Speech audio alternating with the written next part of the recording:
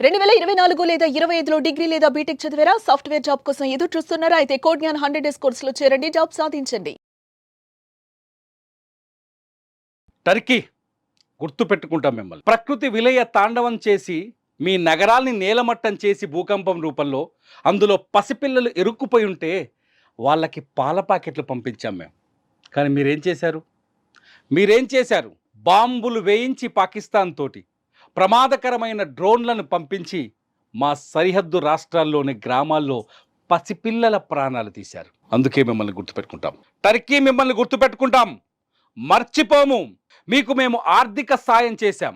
ఎన్డీఆర్ఎఫ్ను పంపించి మీ భూకంప శకలాల్ని తొలగించేందుకు ప్రయత్నించాం. మీకు అన్ని రకాల సపోర్ట్ చేశాం. వైద్యులను పంపించి మీ భూకంప బాధితులకు మేము ట్రీట్మెంట్ చేశాం. కానీ మీరేం చేశారు? ఉగ్రవాదాన్ని సపోర్ట్ చేస్తున్న పాకిస్తాన్ లాంటి పిచ్చి దేశానికి ఆయుధాల్ని అందించావు.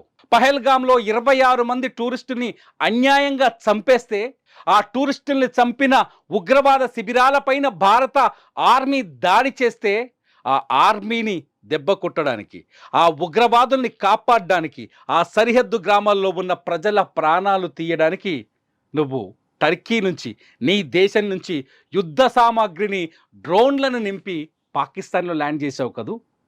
అందుకే నిన్ను గుర్తుపెట్టుకుంటాం. టర్కీ నిన్ను గుర్తుపెట్టుకుంటాం. అరేబియా సముద్రంలో ఈ దేశాన్ని కాపాడేందుకు ఐఎన్ఎస్ విక్రాంత్ పోరాటం చేస్తుంటే ఆ పోరాటాన్ని దెబ్బతీయడం కోసం నువ్వు యుద్ధ నౌకని పంపావు కదా పాకిస్తాన్కి. గుర్తుపెట్టుకుంటాం టర్కీ, నిన్ను ఖచ్చితంగా గుర్తుపెట్టుకుంటాం, మర్చిపోం. నీకు సాయం ఏ విధంగా చేశామో 2023లో టర్కీలో వచ్చిన, మీ దేశంలో వచ్చిన భూకంపం బాధితులకు మేము ఏ విధంగా సాయం చేశామో దానికి విరుద్ధంగా మాకు గాయం చేస్తున్నావు.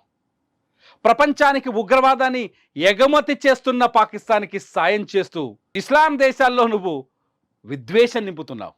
ఇస్లాం దేశాలకు తక్కువ ఖర్చుకై ఆయుధాల్ని పంపిస్తూ విద్వేషం నింపుతున్నావు. ఎందుకు ఇదంతా నేను చెప్తున్నాను అంటే, టర్కీ చేసిన సాయానికి సాక్ష్యాలు మన భారత సరిహద్దుల్లో కనిపిస్తున్నాయి.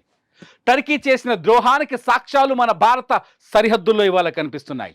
24 సిటీల పైన 3 రోజులు వరుసగా పాకిస్తాన్ సైన్యం ప్రయోగించిన డ్రోన్లు టర్కీ నుంచి సరఫరా చేసిన డ్రోన్లే. ఈ డ్రోన్లు చాలా అత్యాధునికమైన డ్రోన్లు. చాలా ఒక్కొక్క డ్రోన్ 300 కిలోమీటర్ల రేడియస్ని టార్గెట్ చేసి దాడి చేయగలిగే డ్రోన్లు. ఒక్కొక్క డ్రోన్లో 200 బుల్లెట్లు పేల్చగలిగే తుపాకుల్ని అమర్చి పేల్చగలిగే డ్రోన్లు. ఒక్కొక్క డ్రోన్లో రాకెట్ లాంచర్లను పెట్టి నేలపైన విధ్వంసాన్ని సృష్టించే డ్రోన్లు. భారతదేశానికి శక్తివంతమైన దేశం, తెలివైన దేశం, ఎటువంటి క్షిపణులైనా ఎదుర్కొనే దమ్ముంది కాబట్టి, S-400 లాంటి యాంటీ డిఫెన్స్ మిసైల్స్ ఉన్నాయి కాబట్టి, డిఫెన్స్ వ్యవస్థ ఉంది కాబట్టి ఇవాళ మా బిడ్డల్ని, మా ప్రజల్ని కాపాడుకోగలిగాం. నీ బిడ్డలు మట్టిలో కూరుకుపోతే, భూకంపం వచ్చి మీ పిల్లలు మట్టిలో కూరుకుపోతే వాళ్ళని వెలికి తీసాం మేం. కానీ వాళ్ళ ప్రాణం తీయాలని ఒక్కరోజు కూడా ఆలోచించలేదు ఈ భారత్. వాళ్ళ ప్రాణం తీయాలని ఒక్కరోజు కూడా ఆలోచించలేదు మా భారత ప్రధాని మోదీ. కానీ మీరేం చేశారు? అన్యం పుణ్యం ఎరగని అమాయకులైన పసిపిల్లల పైన బాంబులేసేందుకు డ్రోన్లు ఇచ్చావు, ఎగిరే బాంబులు ఇచ్చావు. టర్కీ భారీ ఎత్తున పాకిస్తాన్కి ఆయుధ సామాగ్రిని అందించింది, బయటకి దొంగ నాటకాలు ఆడింది. పహల్గామ్లో మానవత్వం హత్యకు గురి కాలేదా? పహల్గామ్లో 26 మంది అమాయకులు చనిపోతే వాళ్ళ రక్తం బయటకు వచ్చి తుపాకీ గుళ్ళకు వాళ్ళ రక్తం బయటకు వచ్చి పడుతుంటే అది మీ కళ్ళకు కనిపించలేదా? యుద్ధం చేసేవాడు కదా యుద్ధం చేయాల్సింది. అమాయకమైన, తిరగబడలేని అమాయకులని కాలిస్తే కనీసం కామెంట్ కూడా ఎందుకు చేయలేదు టర్కీ ప్రధాని? ఎందుకు కామెంట్ కూడా చేయలేదు టర్కీ అధ్యక్షుడు? ఆఖరికి కర్కశమైన హృదయం ఉన్న చైనా కూడా కామెంట్ చేసింది.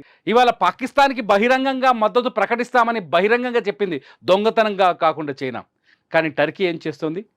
భారత్ వైపు ఉంటాం, లేకపోతే పాకిస్తాన్ వైపు ఉంటాం అని దొంగ నాటకాలు ఆడుతూ ఇస్లామిక్ దేశాల అండను పాకిస్తాన్కి తెచ్చిపెట్టే ప్రయత్నం చేస్తుంది టర్కీ. ఆయుధాల వ్యాపారం కోసం, తమ ఆయుధాలను కొనుగోలు చేయడం కోసం శాంతియుతమైన దేశం పైన దాడికి పురిగొల్పుతోంది ఒక పిచ్చి పాకిస్తాన్ని. పాకిస్తాన్ నిన్న ఈ 3 రోజులు వరుసగా, ఇదంతా ఎందుకు చెప్పాల్సి వస్తుందంటే, వరుసగా ఈ 3 రోజులు ఏవైతే డ్రోన్ల దాడి జరిగిందో ఆ డ్రోన్లని సరఫరా చేసింది టర్కీ. దాదాపు రోజుకు 200 నుంచి 300 డ్రోన్లు సరిహద్దుల్లో గుజరాత్, రాజస్థాన్, పంజాబ్, జమ్మూ కాశ్మీర్ రాష్ట్రాల సరిహద్దుల్లో పాకిస్తాన్ భూభాగానికి ఆనుకొని ఉన్న సరిహద్దుల్లో పేలి ఇళ్లపైన వచ్చి దాడులు చేసిన డ్రోన్లు టర్కీ నుంచి దిగుమతి చేసుకున్నాయని ఆధారాలు మన ఆర్మీ దగ్గర, మన సైన్యం దగ్గర ఉన్నాయి. టర్కీ సరఫరా చేసిన ఈ డ్రోన్లతోనే భారత్లో రక్తపాతాన్ని సృష్టించడానికి పాకిస్తాన్ ప్రయత్నించిందని స్పష్టమైన ఆధారాలు ఉన్నాయి. టర్కీ సరఫరా చేసిన ఎగిరే బాంబుల్నే మనపైన ప్రయోగించారని స్పష్టమైన వాటి శకలాలు చెబుతున్నాయి. యుద్ధం వద్దు అని భారతదేశం డిఫెన్స్ చేసింది. యుద్ధం వద్దు, పాకిస్తాన్ శత్రు దేశమైనప్పటికీ వాళ్ళ మీద పగ తీర్చుకోవద్దు అని ఓపికతో ఎదురు చూసింది. పాకిస్తాన్ వేసే డ్రోన్లని, పంపించే డ్రోన్లని, వేసే ఎగిరే బాంబుల్ని వీటన్నింటినీ డిఫెన్స్ శక్తితో ఆపగలిగింది తప్ప ఎదురుదాడి ఇంకా మొదలు పెట్టలేదు. ఆపరేషన్ సింధూర్లో తప్పేముంది? ఆపరేషన్ సింధూర్లో తప్పేముంది? టర్కీ ఎందుకు ఆలోచించట్లేదు? ఆపరేషన్ సింధూర్ అనేది ప్రపంచానికి ప్రమాదకరంగా మారుతున్న ఉగ్రవాదాన్ని అంతం చేసే మిషన్. ఆపరేషన్ సింధూర్ అనేది అమాయకుల ప్రాణాల్ని బలి తీసుకుంటున్న ఉగ్రవాదుల్ని అంతం చేసే మిషన్. ఈ ఆపరేషన్ సింధూర్ని ఆపాల్సిన అవసరమేముంది? ఆపరేషన్ సింధూర్లో తప్పేముంది? మీ దేశం పైన ఉగ్ర దాడి జరిగితే తెలుస్తుంది. మొత్తం ఉన్మాదంగా మారి, మతోన్మాదం పెచ్చుమీరి నాశనం చే సామాన్య ప్రజల ప్రాణాల్ని బలి తీసుకుంటే మీకు అర్థమవుతుంది. ఒక్కసారి మీరు ఆయుధాలు సరఫరా చేసే ముందు పాకిస్తాన్లో ఉన్న సామాన్యులతో మాట్లాడారా? అక్కడి ప్రజలు ఏం కోరుకుంటున్నారో తెలుసుకున్నారా? పాకిస్తాన్ పంజాబ్లో ప్రజలు ఎందుకు ఆందోళన చేస్తున్నారు ప్రభుత్వానికి వ్యతిరేకంగా తెలుసుకున్నారా? పాకిస్తాన్ సింధు ప్రావిన్స్లో ప్రజలు ఎందుకు నిరాహార దీక్షలు చేస్తున్నారో తెలుసుకున్నారా? పాకిస్తాన్లోని బలూచిస్తాన్ ప్రజలు ఎందుకు బిఎల్ఏ అనే ఒక దళంతో పాకిస్తాన్పై, ప్రభుత్వంపై తిరగబడుతున్నారో తెలుసుకున్నారా? ద్రోహం, దోచుకోవడం, దోచేయటమేనా మీ లక్ష్యం? వాటికైనా మీ మద్దతు? అందుకే గుర్తుంచుకుంటాం టర్కీ. మర్చిపోం టర్కీ. నువ్వు పంపించిన ఆయుధాలు, పంపించిన విమానాన్ని గుర్తుంచుకుంటాం. అరేబియా సముద్రంలోకి పంపించిన యుద్ధ నౌకని గుర్తుంచుకుంటాం. నువ్వు భారతదేశ సరిహద్దులు దాటి పేల్చిన నీ డ్రోన్లని గుర్తుంచుకుంటాం. నీ భారతదేశానికి వ్యతిరేకంగా ప్రపంచ వేదికలపైన కశ్మీర్కు వ్యతిరేకంగా నువ్వు చేస్తున్న కామెంట్స్ను కూడా గుర్తుంచుకుంటాం. ఒకరోజు ఈ దేశానికి వస్తుంది, నీకు బుద్ధి చెప్పే రోజు వస్తుంది. మీరేమనుకుంటున్నారు? డర్టీ టర్కీకి బుద్ధి చెప్పాల్సిన అవసరం ఉందా లేదా? ఈ వీడియో కింద కామెంట్ చేయండి. చూస్తూనే ఉండండి సుమన్ టీవీ.